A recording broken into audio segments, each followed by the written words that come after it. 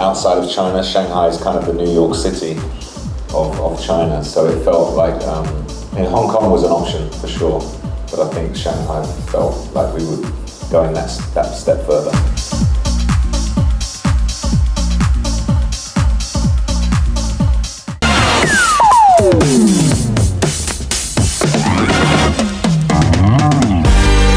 Speaking of the famous people in the British EDM area, Tong could be a legend among them.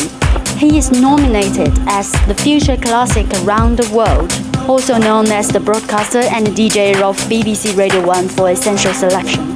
As an indicator of the world's EDM, he attracts a large number of fans and has significant influence in the music industry nowadays. The spirit of the IMS is the same, which is always about raising the profile of electronic music, bringing different people from different businesses together to discuss electronic music.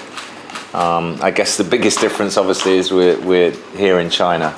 I think when we started in Ibiza, our focus was just on Ibiza, about changing people's perceptions of Ibiza. And then we were pretty successful at that, and then we started to have ambition to take IMS to other places. So at first it was the US, and then for the last 3 years we've been doing Asia Pacific. And then initially we started in Singapore because it was kind of an easier place for us to operate at the start, and then we met a lot of different people by doing Singapore, and that's why we're in China today.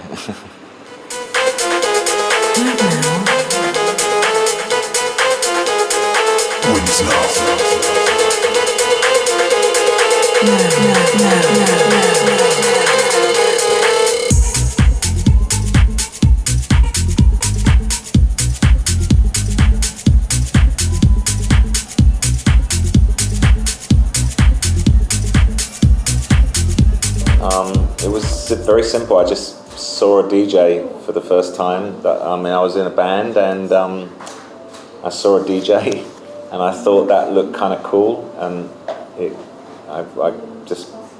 my passion moved to DJing. It was a long time ago when DJs, it wasn't like today. So DJs didn't become very famous being DJs back then. But I really was excited by what you could do as a DJ, and yeah, that's how the love affair started.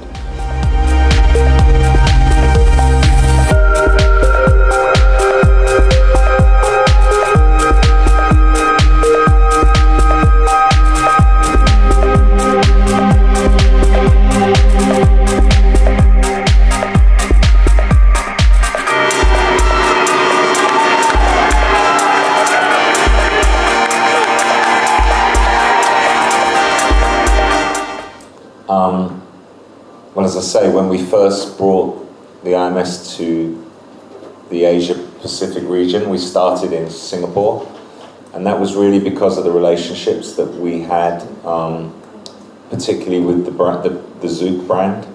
The guy that owned Zouk, Lincoln, was very familiar with what had been going on in Ibiza and in the UK and Europe and the US. So everyone knew Lincoln, and Lincoln really invited us to enabled us to bring the IMS to Singapore.